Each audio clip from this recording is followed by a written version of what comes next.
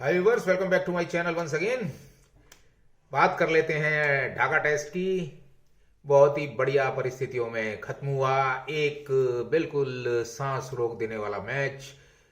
जब भारत के 73 रन पर 7 विकेट गिर गए थे तो किसी ने नहीं सोचा था। आप मेरा पिछला वीडियो उठाकर देखेंगे तो शायद मोर और लेस मेरी कुछ बातें सच हुई।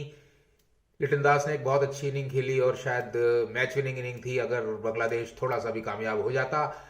लेकिन अश्विन और श्रेयस अय्यर ने नहीं करने दिया और श्रेयस अय्यर का वंस अगेन थैंक्स पूरे मैं करूंगा भारत की तरफ से, क्योंकि एक बहुत ही अच्छी उन्होंने मैच खेला। दोनों इनिंग मेरे मैन ऑफ द मैच, दोनों इनिंग बहुत अच्छी खेली। पहले मैच में ऋषभ पंत के साथ और दूसरे मैच में आउटस्टैंडिंग अश्विन के साथ, man of the match Ashwin के साथ। अश्विन ने भी बहुत ही अच्छी इनिंग खेली और शायद 6 विकेट लेने की वजह से उनको मैन ऑफ द मैच दिया गया। अगर आप मेरा पिछला वीडियो देखते हैं तो मैंने ये कहा भी था कि अगर 150 रन बांग्लादेश दे देता है लीड के लिए तो आपको थोड़ी सी दिक्कत आ सकती है और आएगी, और वही बात हुई। मेरा मानना यहां मैं कोई अपनी ग्रेटनेस या कोई ज्ञान बताने बघारने के लिए ऐसी बातें नहीं कर रहा हूं। मैं बातें कर रहा हूं केवल इसलिए कि जब हमें मैच इतने साल क्रिकेट देख के समझ आ गया तो क्या आपको खेल के समझ नहीं आया। ये बात करना चाहूंगा मैं भारतीय बोर्ड से, क्योंकि आप अपने प्लेयर्स को, जब प्लेयर्स एक गलती करते हैं, चेतेश्वर पुजारा जब स्टंप हुए, जब मेहंदी हसन मिराज ने एक हथियार बना लिया था क्रीज से पहले टप्पा देने का, और उससे मेहंदी हसन मिराज की इन दोनों बॉलों पर बहुत ही अच्छी तरह से स्टंप किया शुभमन गिल को और चेतेश्वर पुजारा को, और वही गलती कमोबेश की ऋषभ पंत ने और वो एलबीडब्ल्यू हुए। तो मेरा मानना ये है कि क्या सेलेक्टर्स या बोर्ड या कोच कुछ इनको प्लेयर्स को सिखा के नहीं भेजते कि अगर एक प्लेयर एक गलती कर रहा है, बार बार कर रहा है, तो आप वो गलती ना दोहराएं। नंबर 1। नंबर 2, आज एक आंकड़ा दिया गया, एक डाटा दिया गया कि जिसके अंदर स्पिन का जो परसेंटेज था वो दिया जा रहा था कि कितना स्पिन हो रही है बॉल पर डे, और पर डे के हिसाब से आज चौथे दिन भारत का सबसे जो स्पिन था पिच का वो सबसे कम था। फिर भारतीय बल्लेबाजों ने स्पिनर्स को हवा बनाया, जरूरत से ज्यादा डिफेंसिव हुए। विराट कोहली एक रन बना के गए 22 बॉलों पर। जरूरत से ज्यादा इतना डिफेंसिव होना, जब आपको बताया गया ऐसे विकेट पे उठा के मारना है, और लास्ट में यही पैतरा काम आया। आप देखिए कि श्रेयस अय्यर ने जब खुल के शॉट खेले और अश्विन ने खेले तो मैच ऐसे हो गया कि ये इस मैच में 7 विकेट भी क्यों गिरे, और जब तक 7 विकेट गिरे थे तब तक एक एक रन बनाना मुश्किल हो रहा था। तो आप ऐसी स्ट्रेटेजी प्लान क्यों करते हैं कि जिसके अंदर आपको जरूरत से ज्यादा ऐसी विकेट पे डिफेंसिव होना पड़ता है जिसमें डिफेंसिव होने की कोई जरूरत नहीं है। आपको समझ आ गया कुलदीप यादव को ना खिलाने का खमियाजा, ठीक है, उनादकड़ ने बहुत मेहनत की, उनकी मेहनत दिखाई दे रही थी, लेकिन जब आपको पता है कि बांग्लादेश की पिचेज हैं और वहां के स्पिनर्स अच्छे हैं, वहां के स्पिन ट्रैक हैं, तो कुलदीप यादव को निकाल के बाहर बैठाना मेरे को तो अभी भी समझ नहीं आ रहा है।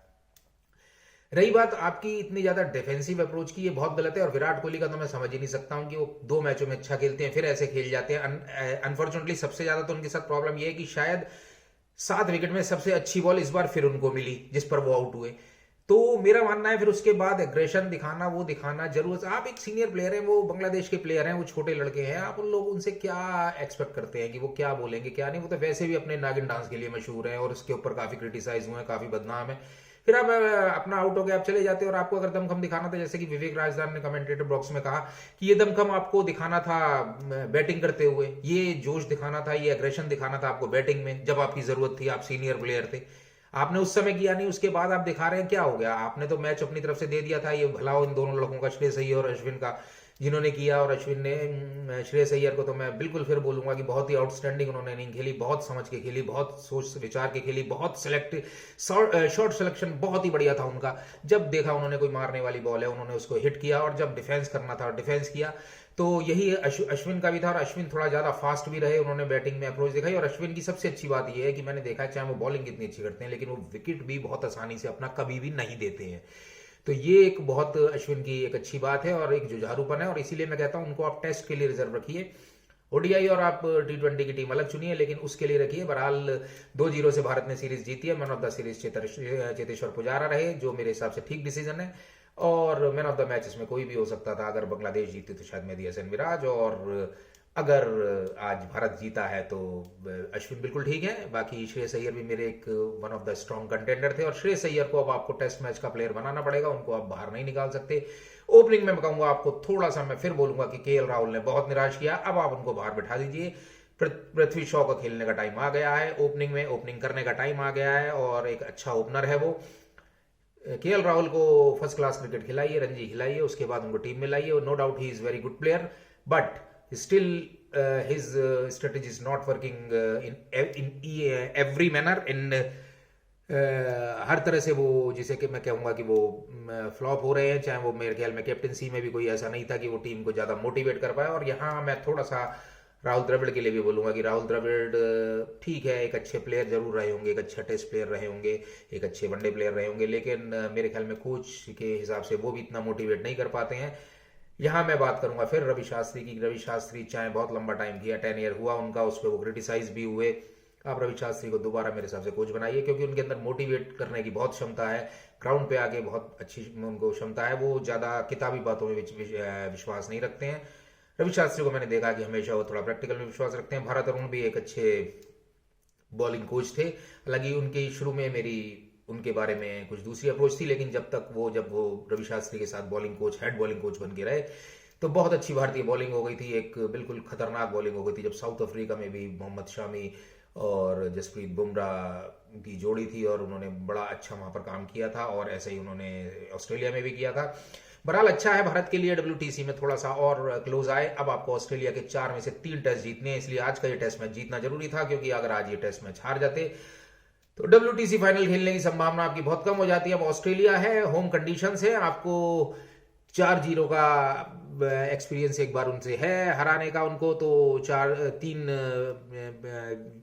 में से 3 मैच जीतने की दरकार है WTC फाइनल के लिए। तो मेरे हिसाब से आपको जरूर इसके बारे में सोचना चाहिए, मेहनत करनी चाहिए, मेहनत करनी पड़ेगी, मेहनत के बिना कुछ नहीं होगा। तो दोनों इस सब बातों के साथ एक बहुत बहुत मुबारक भारतीय टीम को 2-0 से सीरीज जीतने के लिए। और बांग्लादेश का सपना अभी भी अधूरा है भारत के खिलाफ कोई भी टेस्ट मैच जीतने का। उसके बाद बात करेंगे आज IPL ऑक्शन 2023 की। छोटी सी बात है, इसके ऊपर बड़ा वीडियो बनाएंगे, लेकिन आज बात करेंगे पहले 3 प्लेयर्स की। जबरदस्त तरीके से सैम करन ने वर्ल्ड कप में मैन ऑफ द सीरीज लेने के बाद, जैसा कि उम्मीद की जा रही थी, जबरदस्त काम उछाल लिया। 2 करोड़ के बेस प्राइस से 18.5 crore best ever auction price in the IPL उन्होंने किया। 18.5 करोड़ में उनको किंग्स 11 ने फाइनली खरीदा।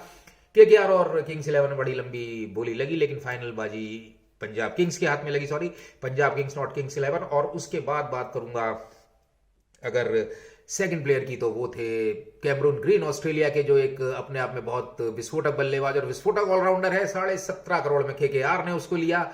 और उसके अलावा बेन स्टोक्स को चेन्नई सुपर किंग ने लिया शायद 16 करोड़ 25 लाख में। और शायद कवायद शुरू हो गई है MS धोनी के कैप्टनसी के सब्स्टिट्यूशन को ढूंढने में। तो मेरे ख्याल में सुनने में आ रहा है कि बेन स्टोक्स को शायद कप्तान बना दिया जाएगा, क्योंकि शायद ये धोनी का आखिरी IPL होगा। तो दोस्तों, इन सब बातों के साथ IPL ऑक्शन के बारे में डिटेल में बात करेंगे, आपसे एक वीडियो बनाएंगे। तब तक के लिए मुझे इजाजत दें। मेरे वीडियो को हमेशा की तरह कमेंट करें, शेयर करें, लाइक करें, सब्सक्राइब करें बेल आइकन के बटन के साथ। आज के लिए इतना ही। आप सबकी रात्रि शुभ हो, आपका दिन शुभ हो। बहुत बहुत नमस्कार।